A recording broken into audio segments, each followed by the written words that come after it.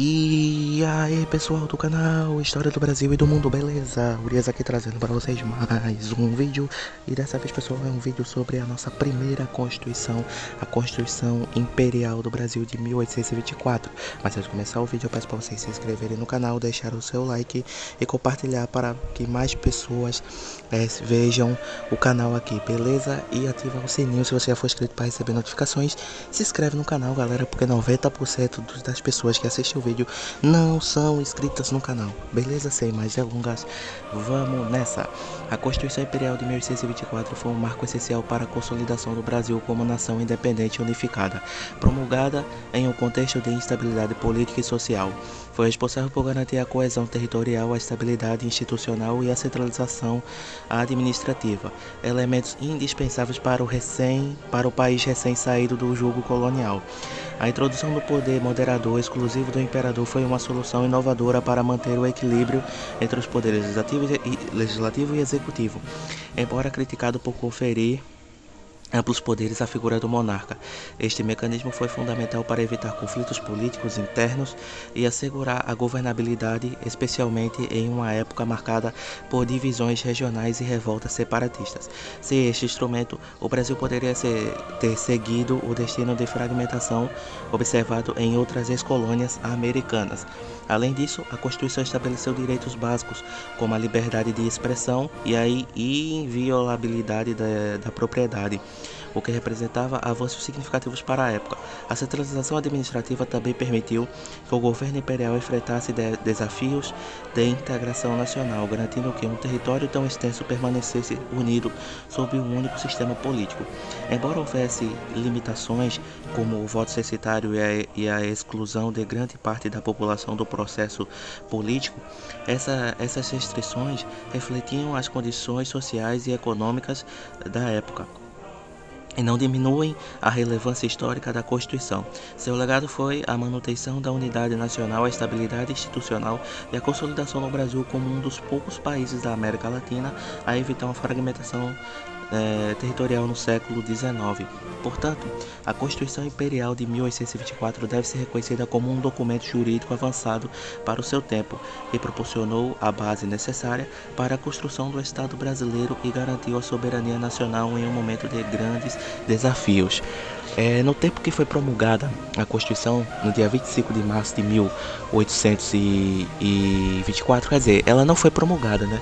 Ela foi outorgada, né, pelo imperador Dom Pedro I, porque em 1823 tinha havido uma Assembleia Nacional Constituinte, só que no dia 12 de novembro de 1823, o imperador mandou fechar a Assembleia Constituinte, né, e outorgou essa Constituição para o Brasil em 25 de março. E essa Constituição vinha com uma diferença, né, de 4 poderes, né, o Legislativo, o Executivo, o Judiciário e também o poder moderador, que era o poder do imperador. Essa ideia que foi pensada por Augusto Conte. Sim, não esse Augusto Conte que está aparecendo para vocês. Não esse. Esse aí foi o canalha traidor de que participou do golpe republicano de 1889. É esse Augusto Conte que está aparecendo para vocês.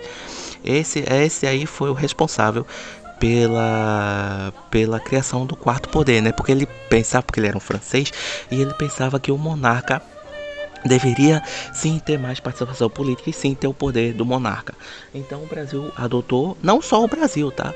Outros países, como por exemplo Portugal, também teve o poder moderador, muito por causa também da influência de Dom Pedro I e IV de Portugal, porque ele também fez uma constituição, né, lá em Portugal. E essa constituição imperial do Brasil, ela deu tão certo que foi a Constituição que por mais tempo vigorou no território brasileiro.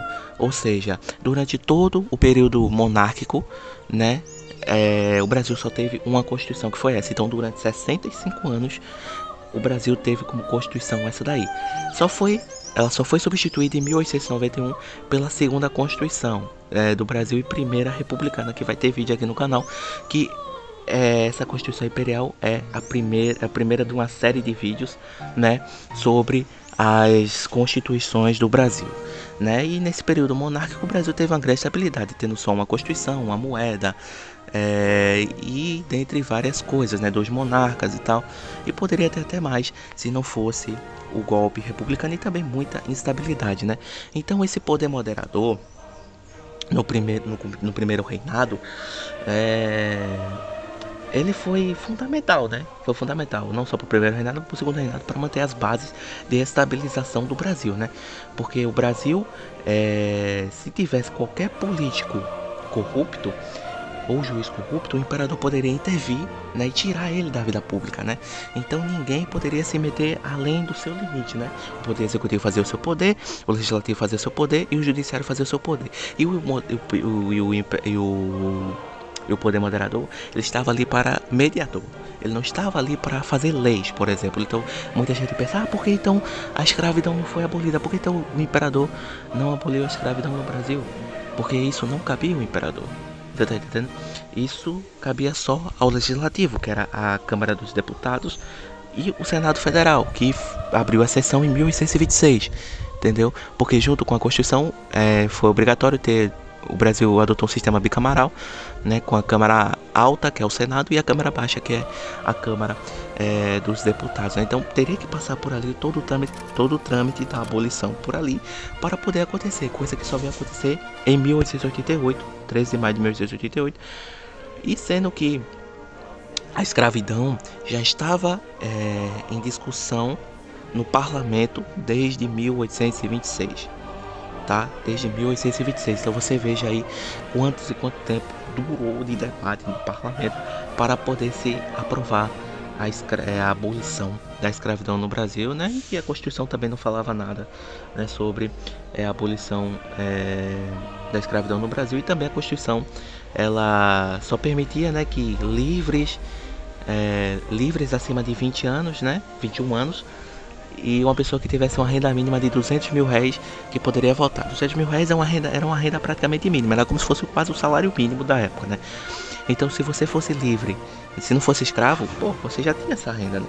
Só que, infelizmente, proibia as mulheres de votar, né?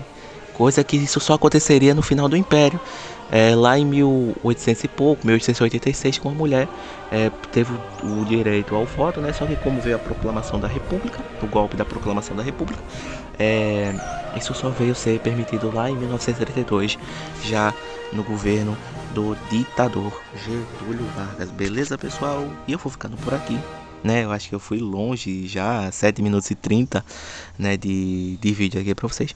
Espero que vocês tenham gostado. Gostou? Vale ressaltar, né? Deixa o like, se inscreve no canal e compartilha para mais vídeos. Beleza, pessoal? E eu vou ficando por aqui. Valeu e tchau, pessoal!